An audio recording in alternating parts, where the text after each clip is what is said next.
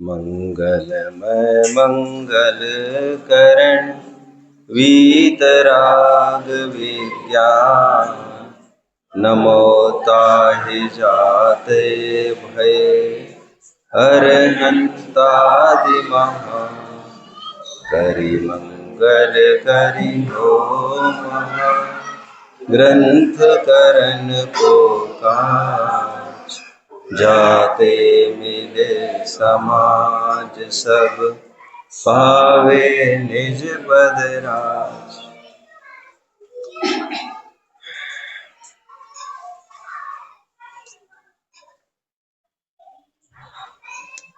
वैसे जब ये निश्चित हुआ था कि मोक्ष मार्ग प्रकाशक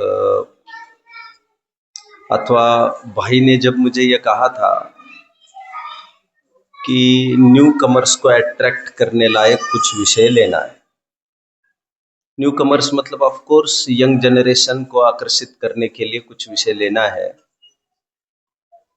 तो मेरी निगाह में एक ही प्रकरण था वैसे तो पुरुषार्थ से मोक्ष की प्राप्ति। थोड़ा कंसेप्चुअल भी है और नए लोग जुड़ सकते हैं। मोह की महिमा आदि प्रकरण तो है ही, जो सीधे सरल सपाट हो, जो समझने में आसान और जचने में भी आसान। बट और मेरी आदत है कि मैं स्वयं कोई विषय नहीं उठाता हूं, तो उभयभाषी की यहां मांग की गई। उभयभाषी थोड़ा टेक्निकल है, टेक्निकल, उसे टेक्निकल एस्पेक्ट्स समझने पड़ते हैं। ये टोटली न्यू कमर्स के लिए नहीं है, ये थोड़े बहुत कभी सुने हैं समझे हैं तो उनके लिए ये कारगर है। जरूरी तो बहुत है और अच्छा हुआ इस बहाने कुछ टेक्निकल एनालिसिस हम करते रहे। Anyway, coming back to our point, Krishna ने जब अपना बचपन छोड़कर और बचपनों की हरकतें भी छोड़कर जब वृंदावन से वे आकर मथुरा बस गए और मथुरा को उन्होंने अपनी राजधानी बना ली, तो जिन्हें वे वृंदावन में छोड़ के आए थे वे अपने बचपन के दोस्त, साथी, संगाती और उनकी प्रेमिकाएं गोपियां। गोपियां कृष्ण के वियोग में विह्वल होने लग गई और निरंतर सतत धार निरंतर रोती रही, रोती रही, रोती रही। दे वर सो डिस्परेट फॉर कृष्ण कि कृष्ण के बिना हमारा सर्वाइवल नहीं हो सकता, और वे छोड़ के चले गए। ऐसे कैसे काम चलेगा? लेकिन कृष्ण के जीवन में बचपना ही हट गया तो बात कहाँ रही अभी। अब उन पुरानी बातों को याद करने में भी कितना मजा है, क्यों तरोताजा कोई करेगा। अच्छा ही है जब सुधरे, जब सुबह का भूला शाम को लौट घर पर आए तो उसे भूला कौन कहता। लेकिन उनके कोर्ट में यह कंप्लेन आई कि आपके वियोग में गोपिकाएं ज्यादा ही परेशान है, वे कृष्ण कृष्ण कृष्ण कृष्ण कृष्ण कृष्ण कृष्ण के अलावा कुछ सोचती ही नहीं। तो कृष्ण को थोड़ा विकल्प हुआ। कृष्ण ने अपने एक नजदीकी समझदार समझे जाने वाले एक साथी उद्धव को तुरंत कोर्ट में बुलाया और उद्धव को कोर्ट में यह कहा कि भैया, एक some chaos is creating, please go and settle the problem there. Vrindavan जाओ और शंका का समस्या का समाधान करके आ जाओ। ठीक है, उद्धव ने कहा। अब जब उद्धव वहां पर गया, वो गोपियों को समझाने के लिए गया था, एक दो दिन वहां रहा भी और लौट के फिर से कृष्ण के दरबार में आकर पहुंच गए। तो उद्धव को कहा कि क्यों भाई, काम हो गया? उनका भैया राजन मित्र, ये तो हालत खराब है। क्या बोल रही है वैसे? यही तो समस्या है कि बोली तो कुछ नहीं रही है, फिर भी कुछ बोल तो रही होगी। नहीं, बोलती ही नहीं है वे। नेक कहू बैननी, अनेक कहू नैननी। बची खुची जो भी कीनी है, दीनी हिच कीन सो। वो तो आंखों से ज्यादा बातें कर रही है, मुंह से तो कुछ बोल ही नहीं रही है, और बची खुची उनकी कसर हिचकियों से निकल रही है। वे बहुत मिस कर रही है, आपको बहुत मिस कर रही है। कृष्ण कृष्ण कृष्ण कृष्ण ही बस रटे जा रही है। क्या आप जानते हो उद्धव को क्यों भेजा? कृष्ण ने उद्धव को इसीलिए भेजा कि वे एक पंथ में दोनों काम साधना चाहते थे। एक तीर और दो निशाने साधना चाहते थे। वे जानते थे गोपियों में एक कमी है बहुत बड़ी कि वे भक्तिवाद में ही लगे, आत्मकल्याण की कोई सुध ही नहीं है उनको। और ये उद्धव है, ये तो आत्मा आत्मा के ही गीत गाते रहते हैं, ये तो भक्ति से सर्वथा विमुख है। तो क्यों ना अच्छा हो ये उद्धव वहां जाकर गोपियों का एक बार भक्ति का रंग देख ही ले, तो इसे भी समझ में आएगा कि दूसरा पक्ष क्या होता है। और ये पक्का आत्मवादी है, पक्का ज्ञानवादी है, ये जाकर उनके बीच में चला जाएगा तो वे भी इसे देख ले कि ज्ञानवाद किसे कहते हैं। कितने जन मुझे समझ रहे हैं? शाबाश। ज्ञानवाद का तात्पर्य, जैसे ज्ञान योग मीमांसा की बात चल रही थी, भक्तिवाद का तात्पर्य जैसे भक्ति योग मीमांसा चल रही थी। भक्ति योग मीमांसा इज एग्जैक्टली व्यवहारभाषी। राम राम राम राम राम राम। भगवान की देवी शास्त्र गुरु की भक्ति में लगा है बेचारा, उसको आत्मा की खबर ही नहीं आ रही। कबीरा बूथ का पूजना, जो गुड़ियों का खेल, जो प्रभु जो पाया प्रियवर आपना, गुड़िया दई समेट, ये वो जानता ही नहीं है। आप समझ रहे बात को? कबीरा बूथ का पूजना, बूथ समझ में आता है ना? प्रतिमाएं मूर्तियों को बूथ कहते हैं। कबीरा बूथ का पूजना, जो गुड़ियों का खेल। क्या बोले जा रहे भाई? जो पाया प्रियवर आपना, गुड़िया दई समेट। ये खेल खिलौने के काम कब तक चलते हैं? जब अपने प्रियवर की प्राप्ति नहीं होती तब तक। सुनते हैं मीरा कृष्ण की ही मूर्ति लेकर घूमती थी, लेकिन जब साक्षात कृष्ण प्रसन्न हुए हैं, कृष्ण उसे दर्शन दे रहे हैं, अभी कीप दैट थिंग असाइड, अभी उस मूर्ति को एक तरफ कर दीजिए। जिनको भक्ति की अधिकाई हुई है, अधिकाई क्या एकांत हुआ है, ऐसे व्यवहारवासियों को चाहिए वे आत्मशक्ति का स्वरूप समझे। पर से विभक्त और अपने से अविभक्त, अपने से अभिन्न ऐसी शांत निरामय वस्तु को एक बार समझे। और जो ज्ञान में लगे हैं वे थोड़ा भक्ति का भी रंग समझ ले। कबीर टोटली ज्ञानवादी है एंड तुलसीदास टोटली भक्तिवादी है। क्या ही अच्छा हो इन दोनों की बुद्धियां मिल जाती। और ये उभयभाषी का जो नमूना है, वो दोनों को लेने के चक्कर में दोनों के ड्रॉबैक्स जरूर ले लेता है, बचने का अवसर ढूंढता है। प्रकरण थोड़ा सा स्विफ्टली भी चलेगा आज 15-20 मिनट के बाद से, क्योंकि मैं सोच रहा हूं 2 पेजेस तो कंप्लीट हो ही जाए, और इतना जिस्ट यदि समझ में आएगा तो बाकी सब समझ में आ जाएगा। कल एक स्लोगन पर, कल एक डायलॉग पर हमारी चर्चा चल चुकी है। मोक्ष मार्ग 2 नहीं, मोक्ष मार्ग का निरूपण 2 प्रकार से होता है। वैसे ध्यान रखिए, मोक्ष मार्ग का निरूपण 2 प्रकार से नहीं होता, अनेक प्रकार से होता है, अनेक प्रकार से। लेकिन उसे कैटेगराइज किया हमने 2 में। हम साफ साफ देख रहे थे 3 प्रकार से तो उसका निरूपण हो ही रहा था मोक्ष मार्ग का। एक तो शरीर की क्रिया की तरफ से, एक शुभ भाव की तरफ से, एक शुद्ध भाव की तरफ से। लो, यही तो 3 है। बट शुभ भाव को और शारीरिक क्रियाओं को, दोनों को कैटेगराइज कराया हमने केवल व्यवहार में। तो इस न्याय से कहा जाता है कि मोक्ष मार्ग दो नहीं, उसका निरूपण दो प्रकार से, दो का अर्थ यहां दो नहीं।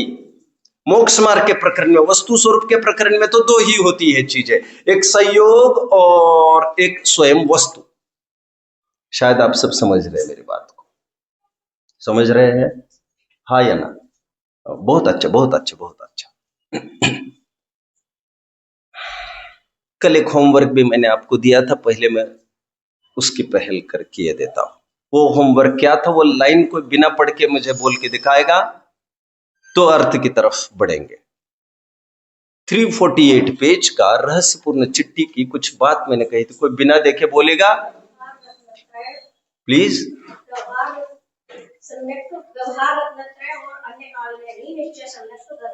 प्लीज प्लीज रिपीट करिए फिर से। व्यवहार सम्यक्त और अन्य काल में भी निश्चय सम्यक्त गर्भित। बहुत अच्छा, बहुत अच्छा। मेरे मुद्दे की बात तो इतनी सी ही है, सच पूछो तो। एक ही जन ने बताया, ये तो बड़ा अच्छा नहीं है ये सब। क्या बात है? हाँ, दो हो गए, और कोई है? और कोई बता सकता है? और कोई बोलेगा?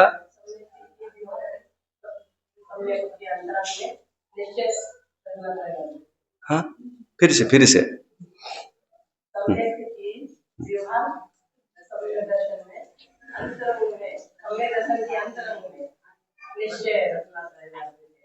नहीं, और कोई? मोक्ष मार्ग तो है नहीं, मोक्ष मार्ग का सहकारी है। हाँ बोलिए प्लीज।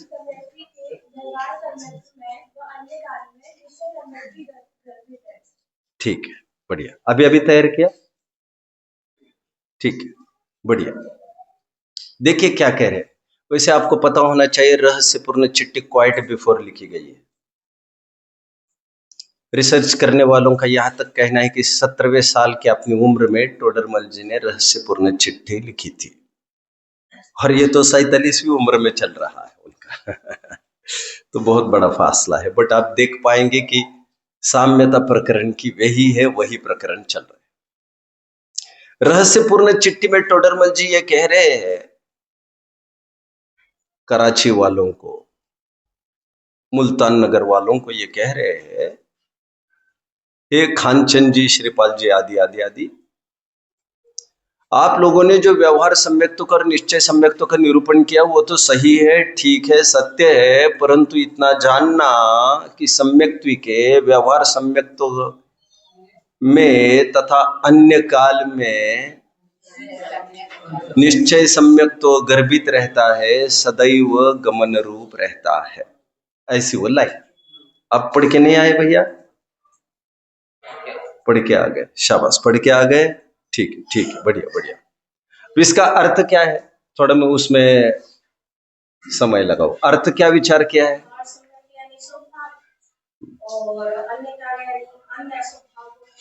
बहुत अच्छा, बहुत अच्छा। उत्तर तो मिल ही गया है। सदैव गमन रूप रहता है का क्या तात्पर्य? बहुत अच्छा, बहुत अच्छा। देखो इस लाइन में क्या कह रहे हैं, सम्यक्त्व के व्यवहार सम्यक्त्व के काल में तथा अन्य काल में निश्चय सम्यक्त्व गर्भित रहता है। प्रश्न ये है, व्यवहार सम्यक्त्व के काल में निश्चय सम्यक्त्व गर्भित रहता है। सम्यक्त्व के बोल ही रहे, अब उसको सम्यक्त्व ही नामकरण निश्चय सम्यक्त्व की तरफ से दिया ही है। सम्यक्त्व के व्यवहार सम्यक्त्व के काल में निश्चय सम्यक्त्व रहता ही है, यह तो बात ठीक ही है, लेकिन अन्य काल में भी व्यवहार सम्यक्त्व के अलावा अन्य काल में भी निश्चय सम्यक्त्व बरकरार रहता है, कह रहे हैं। समझने की बात इतनी सी है कि शुभ भाव पर व्यवहार मोक्ष मार्ग पने का आरोप आता है, बट अशुभ भाव को व्यवहार मोक्ष मार्ग, मतलब मोक्ष मार्ग कहा भी नहीं जा सकता। वो व्यवहार मोक्ष मार्ग भी नहीं है, मतलब अशुभ भाव को मोक्ष मार्ग कहा भी नहीं जा सकता, शुभ भाव को कहा ही गया है और शुद्ध भाव को कहा भी गया है। कितने जन समझ रहे हैं बात को? अशुभ भाव को कहा भी नहीं जा सकता, शुभ भाव को मोक्ष मार्ग कहा ही गया है, शुद्ध भाव को कहा भी गया है। मोक्ष मार्ग तो वो है ही, और सदैव गमन रूप होता है, अर्थात गमन का तात्पर्य यहां पर परिणमन, परिणमन। वही प्रकरण ये था, ये मैंने कहने की कोशिश की। इसलिए सहचर भले ही अशुभ भाव हुआ करता है, जैसे शुभ भाव सहचर है, वैसे अशुभ भाव भी है तो सहचर ही। परंतु अशुभ भाव सहचर होने पर भी उसे व्यवहार मोक्ष मार्ग का आरोप नहीं आता, ऐसा 248 पेज पर आपको समझना चाहिए। आज थोड़ा स्विफ्टली आगे बढ़ना है, जैसे मैं कह रहा था। आइए 248 पेज के यहां तक के प्रकरण को पुनः पढ़ लेते हैं। मैंने मंगलायतन में जब इसे 1-2 बार लिया था तो उसको टेबुलर फॉर्म में भी किया था, और जितने जनों ने सुना था उन्हें बहुत अच्छा लगा था। बट अभी इतनी गुंजाइश यहाँ नहीं है क्योंकि पूरा प्रकरण होगा भी नहीं, तो मैं कोशिश करूंगा कुछ टेबुलर फॉर्म में आपको मैं लोकेट करके दिखा दूं, जिससे आपको प्रकरण साफ साफ समझ में आए। आइए प्रकरण की तरफ फोकस्ड रहिए। 248 पेज। अब मोक्ष मार्ग प्रकाशक, अब जो निश्चय व्यवहार दोनों नयों के आभास का अवलंबन लेते हैं, ऐसे मिथ्या दृष्टियों का निरूपण करते हैं। अब इस समय में विचारने है निश्चयभाषी का हेडिंग और व्यवहारभाषी का हेडिंग। एनीवे, जो जीव ऐसा मानते हैं कि जिनमत में निश्चय व्यवहार दोनों नए कहे हैं, इसलिए हमें दोनों का अंगीकार करना चाहिए। ऐसा विचार कर जैसा केवल निश्चयाभास के अवलंबियों का कथन किया था, वैसे तो निश्चय का अंगीकार करते हैं, और जैसे केवल व्यवहाराभास के अवलंबियों का कथन किया था, वैसे व्यवहार का अंगीकार करते हैं। यद्यपि इस प्रकार अंगीकार करने में दोनों नयों के परस्पर विरोध है, तथापि करे क्या? सच्चा तो दोनों नयों का स्वरूप भाषित हुआ नहीं है, और जिनमत में दो नए कहे हैं उनमें से किसी को छोड़ा भी नहीं जाता। इसलिए भ्रम सहित दोनों का साधन साधते हैं, वे जीव भी मिथ्या दृष्टि जानना। ये पंडित जी की भूमिका है, भूमिका। अभी प्रवृत्ति का प्रकरण स्टार्ट्स नाउ। यहां तक हम खुलासा तो कर ही चुके हैं। अब इनकी प्रवृत्ति का विशेष बतलाते हैं। इसमें से कुछ भी समझ में कमी हो तो मुझे हाथ जरूर ऊपर करना, मैं फिर वहां पर और डाइल्यूट करूंगा प्रकरण को। अब इनकी प्रवृत्ति का विशेष बतलाते हैं। अंतरंग में आपने तो निर्धार करके यथावत निश्चय व्यवहार मोक्ष मार्ग को पहचाना नहीं। जिन आज्ञा मानकर निश्चय व्यवहार रूप मोक्ष मार्ग दो प्रकार मानते हैं। ये जो प्रॉपर सिस्टमैटिक वे में अध्ययन करना चाहते हैं, नोटबुक लेके आए हैं अथवा घर पर जाकर नोट कर सकते हैं। ये पहली भूल निश्चयभाषी की प्रवृत्ति अपेक्षा। कौन सी? दो प्रकार मानते हैं।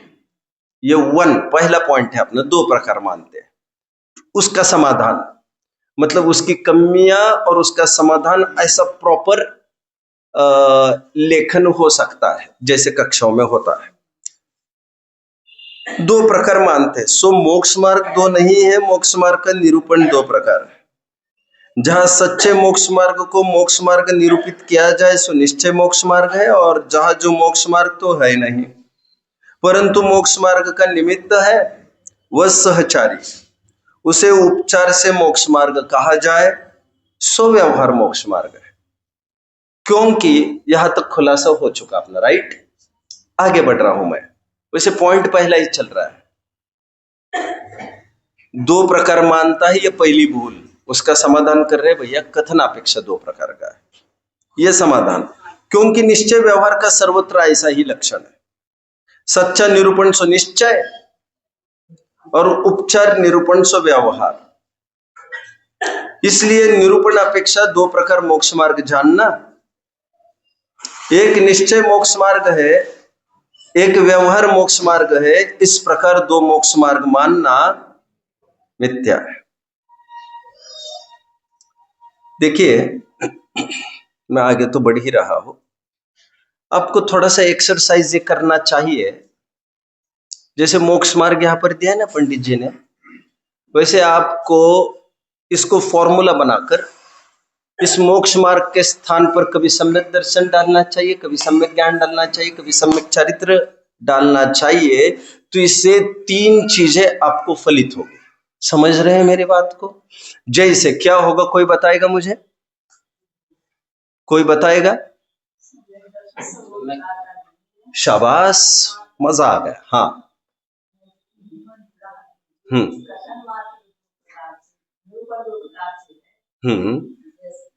जो आत्मा का श्रद्धान, आगे की बात मैं कह रहा हूं क्योंकि उसमें फिल भी करना है अभी हमें। जो आत्मा का श्रद्धान वो निश्चय सम्यक दर्शन, अथवा आत्मा के श्रद्धान को सम्यक दर्शन कहना वो निश्चय सम्यक दर्शन, ज्यादा ठीक ये पड़ेगा अभी। और जो सम्यक दर्शन, निश्चय सम्यक दर्शन तो है नहीं, लेकिन निशंकित, निकांक्षित, निर्विचिकित्सा आदि आदि, सप्तव्यसन त्याग आदि के भाव, 8 मूल गुण पालन आदि आदि के जो भाव है, तथा अनुरूप बहिरंग क्रिया है, उन्हें मोक्ष मार्ग कहना, यह सम्यक दर्शन कहना, यह व्यवहार सम्यक दर्शन है। सम्यक ज्ञान में कोई ऐसा घटित करके दिखाओ जल्दी जल्दी।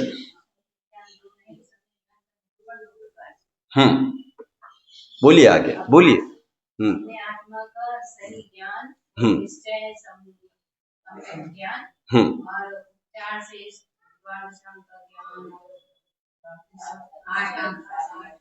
बहुत अच्छा, बहुत अच्छा। का भाव जिन्होंने ऐसे ने ऐसे पकड़ो भैया, ऐसा भाव, ऐसे ने ऐसे बोलो भैया। व्यंजनाचार, अर्थाचार, उभयाचार, कालाचार, विनयाचार, अनिन्यवाचार आदि आदि आदि आदि।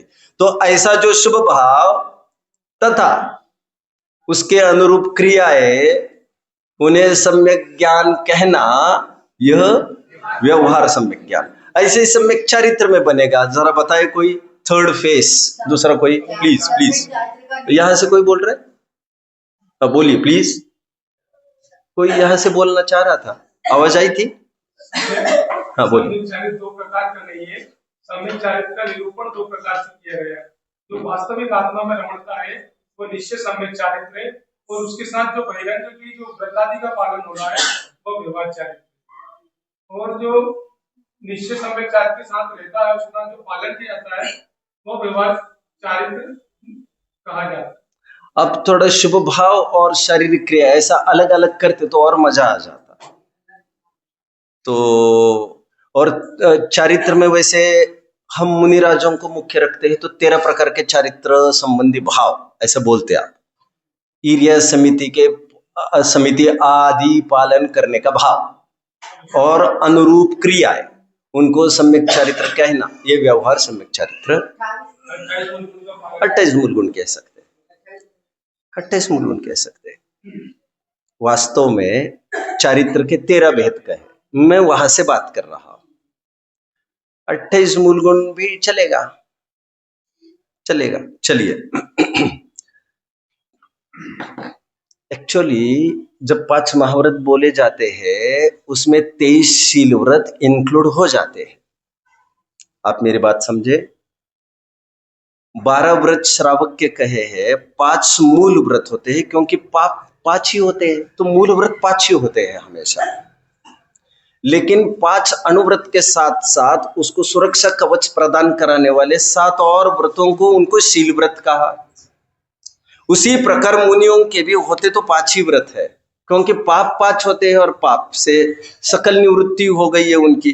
तो इन 5 महाव्रतों की रक्षा करने के लिए ये 23 सुरक्षा कवच के रूप में काम करते हैं, इसलिए ये शील व्रत होते हैं।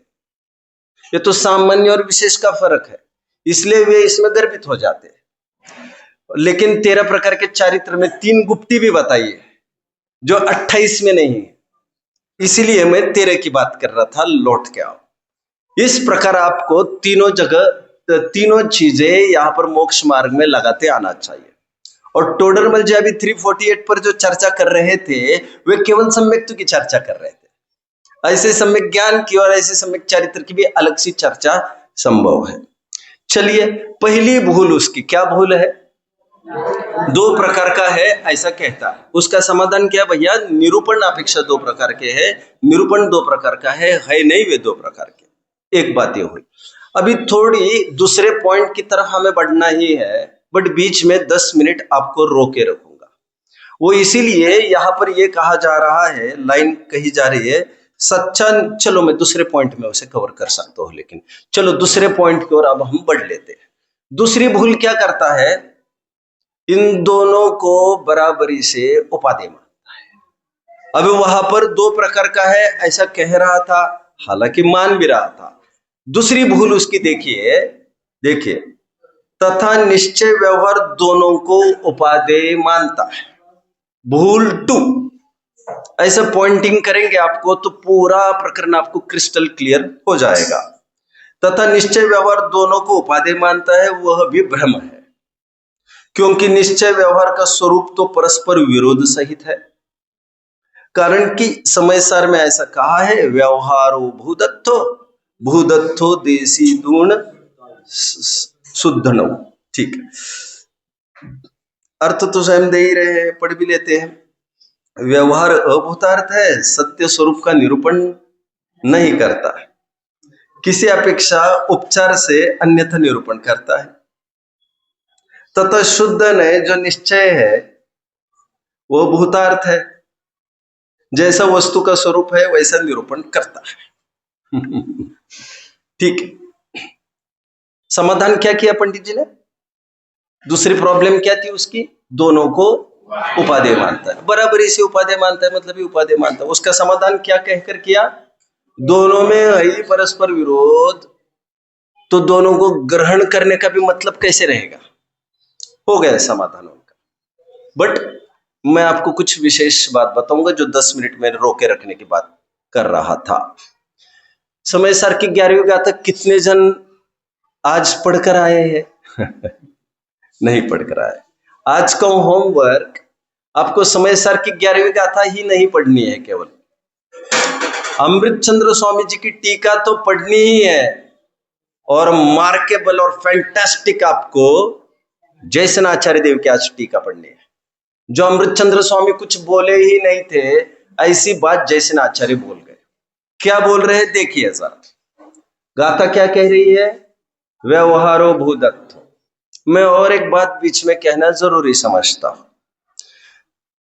60, 70, 80 साल पहले जब समय सार को लेकर खूब वाद विवाद होने लग गया, ग्रंथ जलाए गए और ग्रंथों को डुबोया भी गया, ऐसा बहुत सिनेरियो चला। 4-4, 5-5 हजार जनों के प्रोटेस्ट रैलीज भी निकली। आप जानते होंगे ये सब। देखो तब जमाना कैसा था, मैं थोड़ा सा बताता हूं आपको। तब लोग ये कहते थे ये लोग मिसगाइड करते हैं व्यवहार को भूतार्थ कहकर, जबकि ग्रंथों में ऐसा लिखा ही नहीं है। देखो ना, पढ़िए ना, व्यवहारो भूदत्तो ऐसा लिखा है। मतलब कितनी हालत खराब थी तब। जो लोग व्याकरण ही नहीं समझते उनको ये कैसे समझाया जाए भैया वो अवग्रह चिन्ह होता है, वो होता है। मैं साथ में ये भी आपको बता दूं, समय सार है वहां पर 11वीं गाथा फटाफट खोलना, 11वीं गाथा फटाफट खोलना, ये भी खोलना वो भी खोलना, फटाफट खोलना और मुझे दिखाना तो जरा। समय सार कुछ ऐसे भी उपलब्ध है जिसमें अवग्रह चिन्ह नहीं गायब है, उसमें अवग्रह चिन्ह है। ओके, बाद में बहुत सावधानी रखी गई है। नहीं ठीक है ना, है तो बस है। चलिए एनीवे छोड़िए।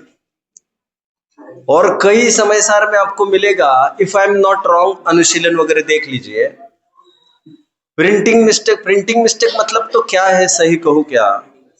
अरे पहले इतना थोड़ी लिखा जाता था, कहीं अवग्रह चिन्ह नहीं भी हो तब भी आपको एज्यूम करना होता था। अभी लोग ये कहते थे दिखाकर, यहां पर साफ साफ लिखा है व्यवहार भूतार्थ है। और ये लोग ये कह रहे हैं कि व्यवहार अभूतार्थ है, ऐसा इसका अर्थ है। राइट राइट राइट राइट, ये मिलती जुलती बात कह रहे हैं। ऐसी मिलती जुलती बात करुणा भाव की भी है, और ऐसे कई जगह अर्थ का अनर्थ होता रहा है केवल व्याकरण न समझने से। तो लोग तब ये कहकर भी खड़े होते थे, तो मैंने ये क्लियर कर दिया पहले तो आपको, व्यवहारो भूदत्तो में वो साइलेंट हो जाता है जब संधि विच्छेद कर जाता है, तो यही अवग्रह चिन्ह डालना पड़ा पहले, और डालकर ये कहना पड़ा कि भैया व्यवहार अभूतार्थ है, ऐसा कह रहे हैं। क्यों उनको इतना नहीं समझ में आया होगा कि अमृतचंद्र स्वामी तो कह ही रहे थे नीचे, अमृतचंद्र स्वामी जी को वे मानते नहीं है ना, वे काष्ट संघी करार दे देते हैं और कहते ये तो इनके, इसलिए वे जयसेन स्वामी को ज्यादा मानते हैं। अभी मूल प्रकरण में व्यवहार को अभूतार्थ कहा जा रहा है, तो परिशेष न्याय से दूसरी लाइन क्या निकलती है? निश्चय ने भूतार्थ है, लाइन ये निकलती है। लेकिन कुन स्वामी ने ऐसा लिखा ही नहीं, उन्होंने तो शुद्ध नहीं भूतार्थ लिखा है, उन्होंने निश्चय नहीं लिखा। व्यवहार का प्रतिद्वंदी में निश्चय कह ही नहीं रहे वहां पर। इसका रहस्य जयसेन स्वामी को लगा इसे खोलना चाहिए, क्योंकि लोग निश्चय को सत्यार्थ मानने लग गए हैं, भूतार्थ मानने लग गए। तो आपत्ति क्या है भैया? आपत्ति है, कह रहे आपत्ति है इसमें। उन्होंने सबसे पहले तो क्या किया जरा देखिए, जयसेन आचार्य देव की टीका आपको घर पर जाकर पढ़नी है, घर पर नहीं भी पढ़ोगे तो आपका काम कुछ छोड़ नहीं रहा हो, यह तो मैं करा ही रहा हूं सब। किन्हीं किन्हीं लोगों को यह लग सकता है कि व्यवहार अभूतार्थ है, का अर्थ यह हो सकता है कि व्यवहार नहीं के दो भेद होते हैं, एक सद्भूत और एक असद्भूत।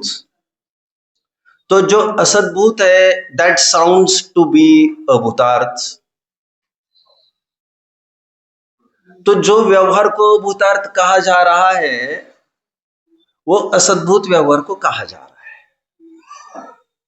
तो ये ठीक है, हम मानते हैं, क्योंकि जो सत्ता भूत ही नहीं है, बीवी बच्चों को अपना कहा, शरीर को अपना कहा, तो जो सत्ता भूत ही नहीं है, तो ये भैया ये तो बिल्कुल असत्यार्थ बात है, असत्यार्थ बात है। लेकिन जयसेन आचार्य देव अलग सा वर्गीकरण कहते हैं और कहते हैं देखो व्यवहार ने दो प्रकार के होते हैं, एक भूतार्थ वाला और एक अभूतार्थ वाला। ध्यान से सुनिए जो मैं कह रहा हूं। हाँ, कुन स्वामी तो व्यवहार को अभूतार्थ कहने में लगे मूल गाथा में, और तुम टीका में यह समझा रहे हो कि व्यवहार के दो भेद है भैया, एक भूतार्थ और एक अभूतार्थ। वहां पर भूतार्थ मतलब सद्भूत, सद्भूत, सद्भूत, बी फोकस्ड। ये मेरे विषय था नहीं वैसे, लेकिन मैंने सोचा आई केम अक्रॉस दिस 11वीं गाथा का अंश है, तो इसका भी रहस्य आपको पता होना चाहिए। अभूतार्थ तो असद्भुत होगा लोगों को लगता है, बट जयसेन स्वामी दो भेद करके ये नहीं कहना चाहते कि भैया वो जो अभूतार्थ है ना व्यवहारने का वो अभूतार्थ है, वो ऐसा नहीं कह रहे। अभूतार्थ मतलब असद्भुत, असद्भुत। भूत मतलब होना, होना मतलब यहां पर सत्ता में होना, सत्ता में होना। तो किसी प्रकार से शरीर को अपना कोई माने, भी बच्चों को अपना माने, this is intolerable, this can't be tolerated, ये बर्दाश्त से बाहर है, क्योंकि वस्तु ऐसी होती ही नहीं है। तो ये तो सब समझते हैं कि असत्ता भूत है, इसलिए भूतार्थ ही नहीं है। जयसेन स्वामी दो प्रकार के भेद कर रहे हैं व्यवहार के, कौन कौन से भैया? नहीं, सद्भुत असद्भुत उनके वर्ड्स नहीं है, भूतार्थ और अभूतार्थ उनके वर्ड्स है। समझना क्या था, भूतार्थ मतलब सद्भुत और अभूतार्थ मतलब असद्भुत। वे दो भेद करके कॉम्प्लिकेटेड क्यों बना रहे मैटर? छलियों को छल का रेडीमेड बना हुआ टूल क्यों दे रहे?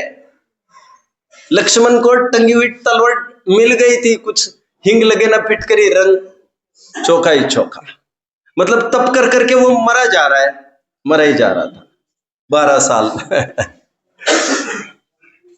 और इनको तो रेडीमेड मिल गया। तो छलियों को रेडीमेड ये तो मिल जाएगा अपना पक्ष पोषण के लिए कि व्यवहार ने दो प्रकार के हैं, भूतार्थ और अभूतार्थ, ऐसे वे कह रहे हैं।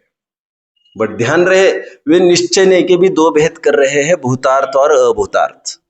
आई एम नॉट वेरी श्योर, जाकर आपको पढ़ना चाहिए। श्योर मतलब वर्डिंग्स यहाँ वहां हो सकते हैं, मैं तो थीम तो बिल्कुल वही बता रहा हूँ। अभी एक एक चीज पढ़ के तो नहीं आता ना आदमी, मोर ओर तो पढ़ के ही आता हूं मैं, एक एक चीज पढ़कर आता हूं मैं हमेशा अभी अभी कहकर आया हूं वहां पर, प्रवचन्स आर नॉट टोटली अनप्लैंड। क्या कहा? प्रवचन्स आर नॉट टोटली अनप्लैंड। प्रवचन्स सर्वथा ही अनियोजित होते हैं, ऐसा नहीं होता है, ऐसा नहीं होता है। कुछ विचारधारा भी रात भर भी चलती है, प्रेजेंटेशन की, यह सब चलता रहता है। एनीवे, कमिंग बैक, जैसे आचार्य देव व्यवहार ने के दो भेद कर रहे, वहां पर सद्भूत सॉरी भूतार्थ अभूतार्थ, और निश्चय ने के भी दो भेद कर रहे हैं, भूतार्थ और अभूतार्थ।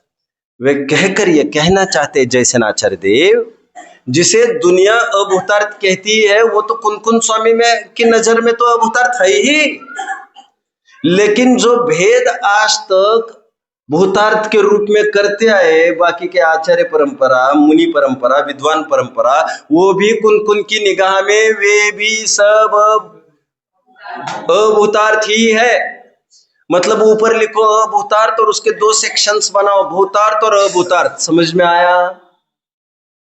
जैसे ऊपर लिखो पर स्त्री और नीचे दो भेद करो, स्वस्त्री और पर स्त्री, हा या ना? पर स्त्री के त्यागी होते ब्रह्मचर्य अनुव्रति, तो मर्यादा कहाँ तक हो सकती है स्वस्त्री में? अच्छा भैया, स्वस्त्री नाम की कोई चीज है क्या इस वस्तु व्यवस्था में? अरे भैया, पर के ही दो भेद किए, स्व और पर, और ये दो भेद, ऊपर वाला स्व, ऊपर वाला पर तो अध्यात्म का शब्द है, और नीचे वाले स्व और पर तो ये चारणान योग के शब्द है। तुम्हारे समझने के लिए कल की भाषा में शकटाल का ये प्लान है पूरा। जैसे आचार्य देव कह रहे हैं, आज तक की परंपरा जिसे अभूतार्थ कह रही है वो तो है ही अभूतार्थ, लेकिन जिसे भूतार्थ कहती आ रही है वे कुन स्वामी की निगाह में वे बात समझ ले कि वे भी सब आज अभूतार्थ है। मैं विशेष बात और भी करूंगा, बट साथ में और भी एक बात कहे जा रहे हैं कि निश्चय ने के भी दो भेद है, भूतार्थ और अभूतार्थ। इसमें सब कुछ मिल जाएगा, जो समय सार वो जो ब्राउन कवर्ड है ना ऊपर जो रखे हैं, उसमें सब मिल जाएगा। जैसे आचार्य देव की उसमें टीका है। हाँ बस बस बस वही तो मैं कह रहा हूं, बस बस बस। निश्चय ने के दो भेद कैसे होगा भैया, भूतार्थ और अभूतार्थ? तो वे ये कह रहे हैं, यद्यपि सत्यार्थ निश्चय ऐसा लोक में प्रचलित है, बट कुन स्वामी तो ऐसा नहीं कह रहे, वे तो शुद्ध नए को भूतार्थ कह रहे हैं। इसका मतलब पहले तीन जो निश्चय बताए, अशुद्ध निश्चय ने, एक देश शुद्ध निश्चय ने और साक्षात शुद्ध निश्चय ने, ये तीनों निश्चय ने और इनके तीनों के विषयभूत पदार्थ ये आज तो अभूतार्थ है। मतलब आज भी ये व्यवहार को, आज तो ये व्यवहार को प्राप्त हो गए सब।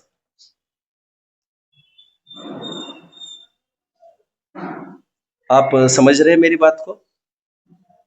आप समझ रहे हैं? समझने की कोशिश तो जरूर करिए।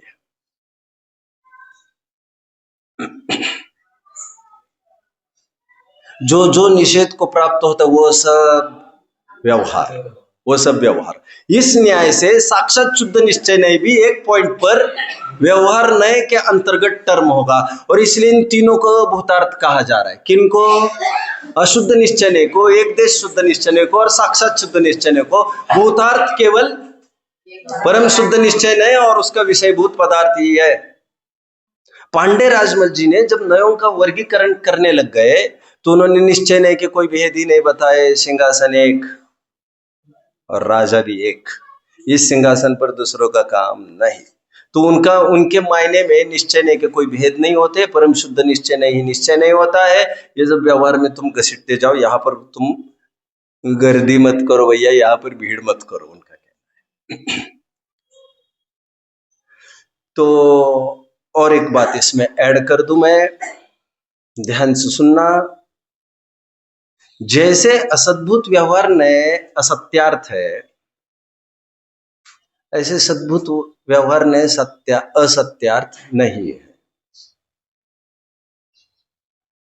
जैसे परद्रव्य अपने रूप होते ही नहीं है, ये बात फैक्ट की है, वैसे ज्ञान दर्शन अपने होते ही नहीं है, ये बात फैक्ट की नहीं है।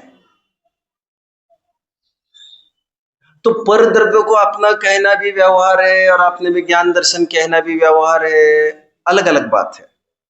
परद्रव्य को अपना कहना व्यवहार पराश्रित व्यवहार के न्याय के तहत है, और ज्ञान दर्शन चरित्र को अपना कहना व्यवहार है, इसमें भेद सो व्यवहार ये न्याय है, पराश्रित व्यवहार ये न्याय नहीं है। और भेद की दृष्टि भी आकुलता उत्पन्न कराती होने से उन सबको व्यवहार करार दे दिया। सर्वभेद जिसमें गर्भित हो, बोलिए 194 प्लीज बोलिए, प्लीज बोलिए। सर्वभेद जिसमें गर्भित हो ऐसा जो चैतन्य भाव सो पारिणामिक भाव। टोडरमल जी 194 पेज पर लिखते, यद्यपि भेद भी जीव का धर्म है, तो वस्तु का धर्म है, खैर मैं तो जीव की बात कर रहा हूं। यद्यपि भेद भी जीव का धर्म है और अभेद भी जीव का धर्म है, जब दोनों बराबर की हैसियत से है, आखिर क्यों अभेद का दृष्टि का विषय बना, क्यों भेद का विषय नहीं बनाया? क्योंकि एक अभेद को अनंतो भेद, एक अभेद अनंतो अभेद को अपने पेट में समा सकता है, यह अभेद के, यह भेद के बस की नहीं थी। एक अभेद अपने में अनंत भेद को गर्भित किए हुए, इसलिए अभेद की दृष्टि करने पर सुप्त रूप से उसमें सब भेद आ ही गए, बट वे अभेद रूप आ गए। कितने जन मुझे फॉलो कर रहे हैं? टेक्निकल बात है ये, टेक्निकल बात है। बहुत बात चलती है ना, दृष्टि के विषय में पर्याय आती है कि नहीं आती है? आती है कि नहीं आती है? ऐसी नहीं आती है, लेकिन ऐसी तो आ जाती है।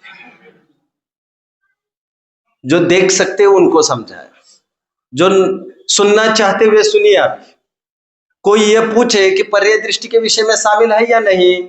हाँ, पर्याय सामान्य रूप से शामिल है, पर्याय विशेष रूप से शामिल नहीं है। उसी को 2-3 दिन पहले मैं कह रहा था, ऊर्ध्वता सामान्य दृष्टि का विषय तो है ही, ऊर्ध्वता विशेष नहीं, एक एक खंड पर्याय नहीं।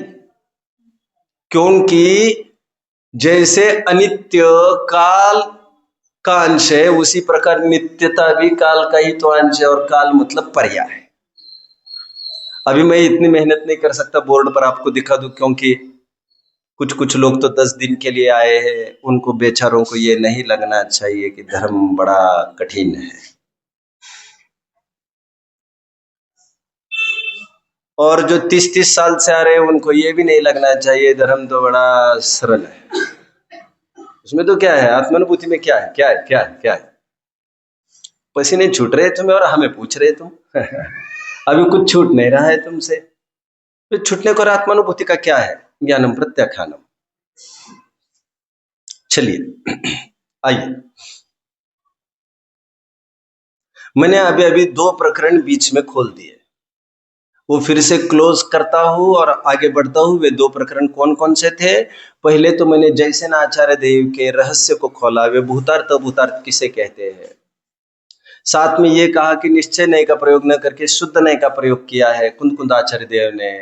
इसकी नब्ज जयसेन स्वामी ने पकड़ी, और जयसेन स्वामी कहना चाहते हैं जिसे लोग जिस भूतार्थ व्यवहार नय को, जिस सद्भूत व्यवहार नय को भूतार्थ समझे बैठे हैं, वे भी हमारे अभूतार्थ के ही अंतर्गत आता है। और जो लोग निश्चय को सर्वथा भूतार्थ समझ बैठे हैं, ऐसा भी नहीं है।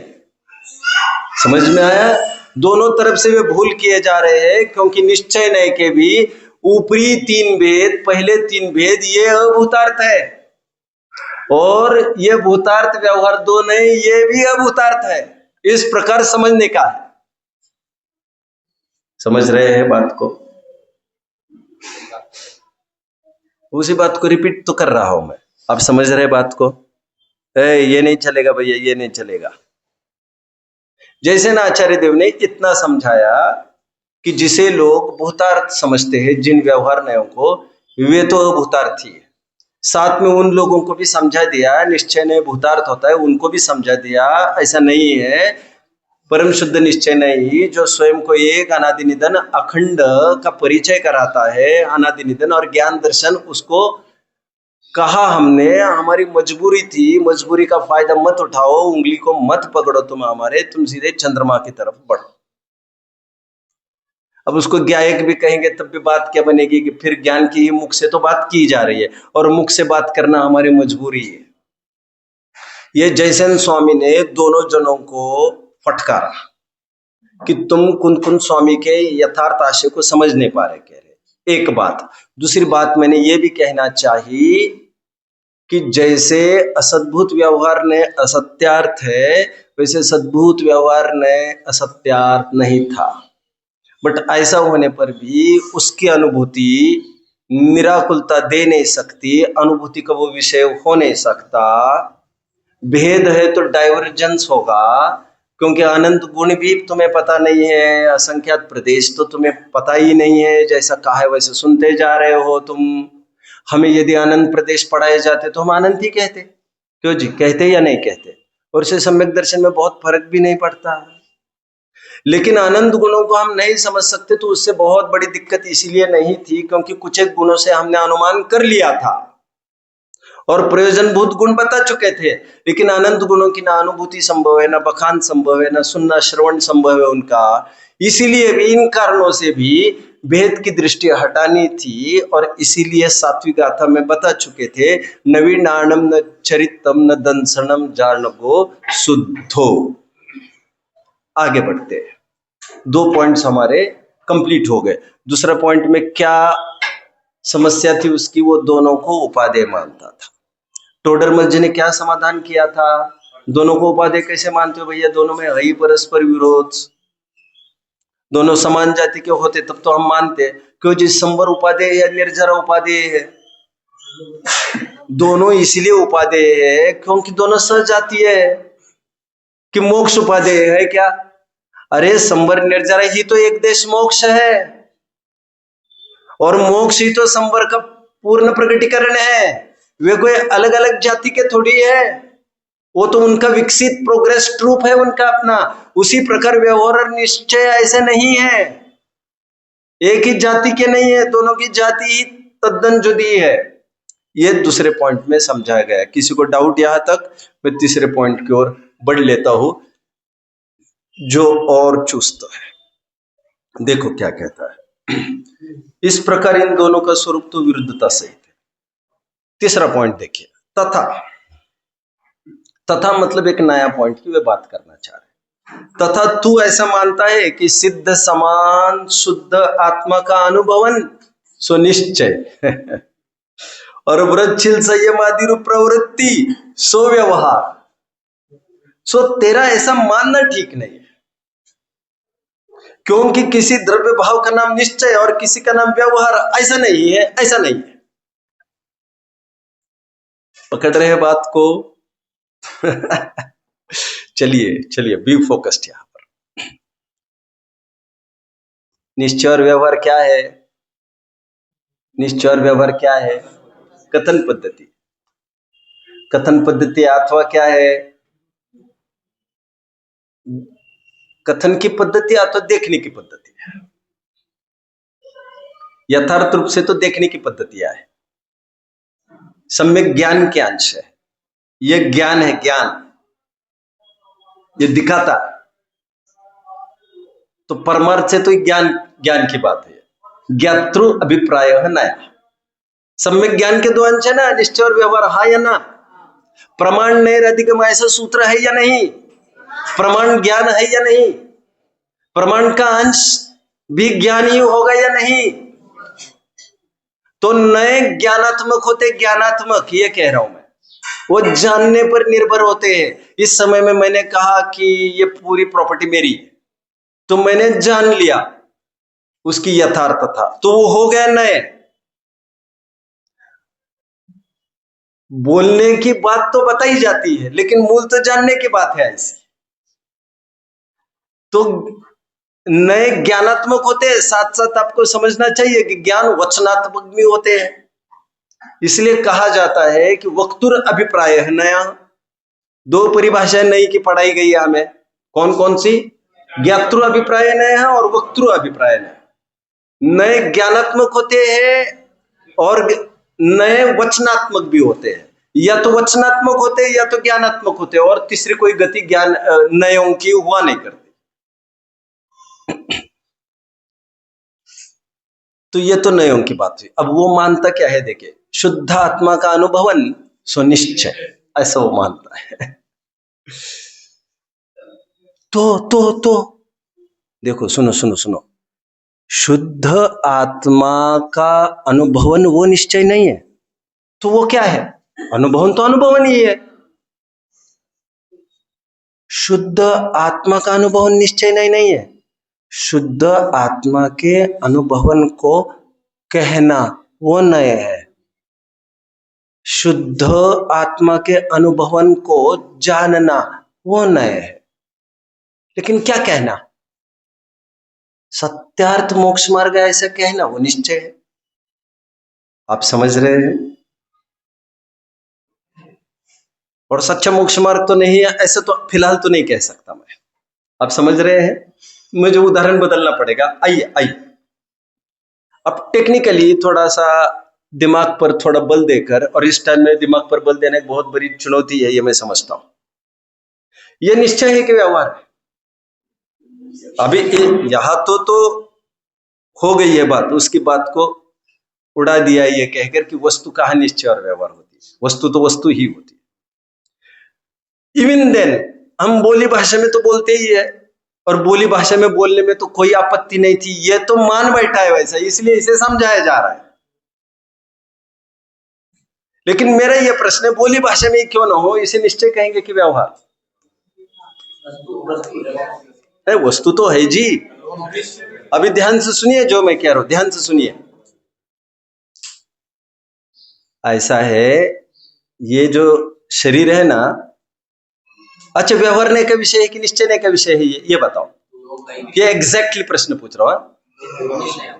दोनों का कैसे?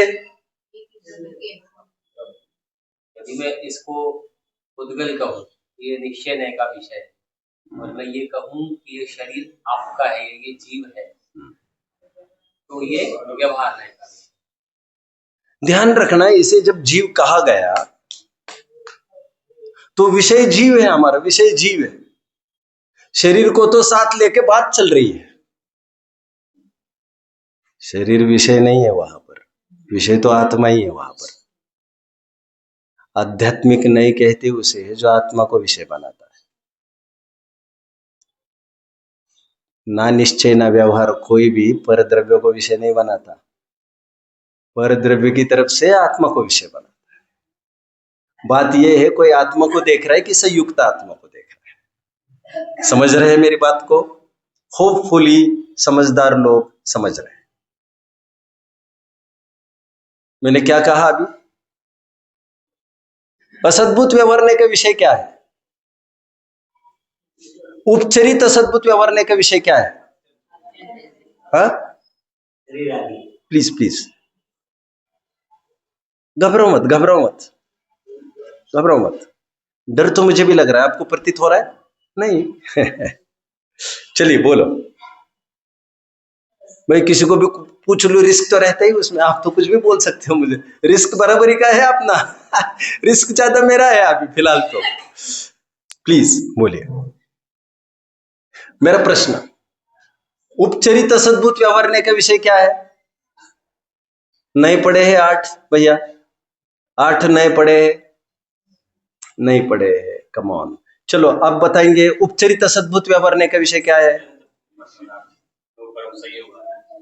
चूक गए आप।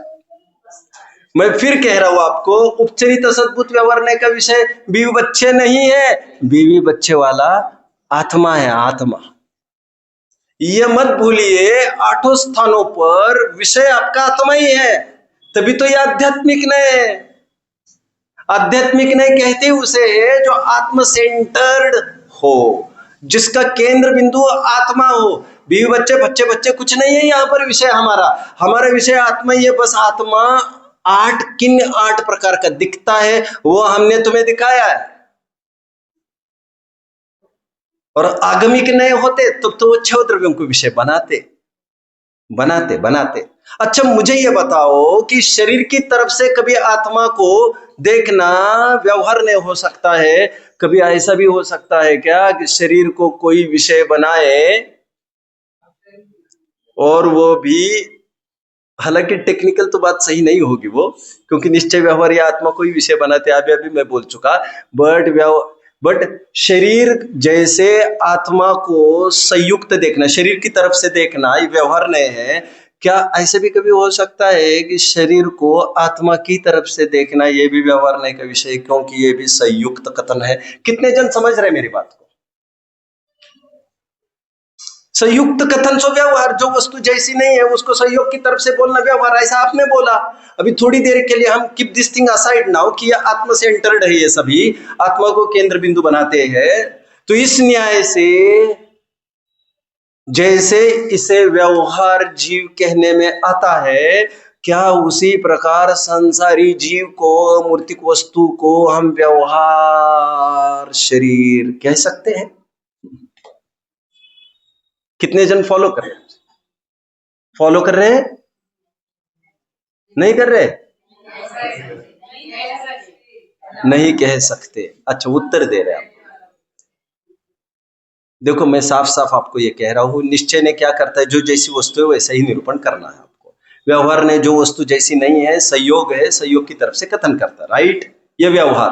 तो मेरा ये कहना है जीव का कथन अपने शरीर की तरफ से किया तो ये हो गया व्यवहार। तो कभी ऐसा भी हो सकता है क्या, संभव है क्या कि आपने शरीर का कथन किया जीव की तरफ से, तो हम उसे कहेंगे ये निश्चय पुद्गल है और ये व्यवहार पुद्गल है?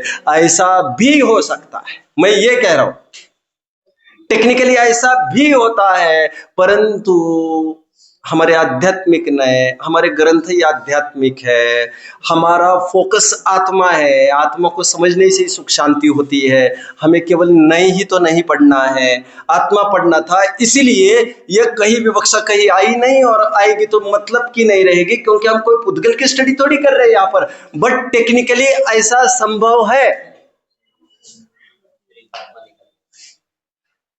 जो वस्तु है उसको वही कहना ये निश्चय, जो वस्तु जो है नहीं संयोग की तरफ से कहना वो व्यवहार।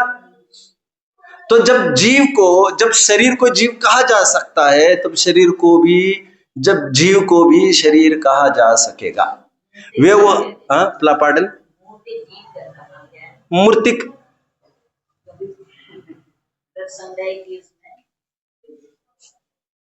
आप क्यों हंसे?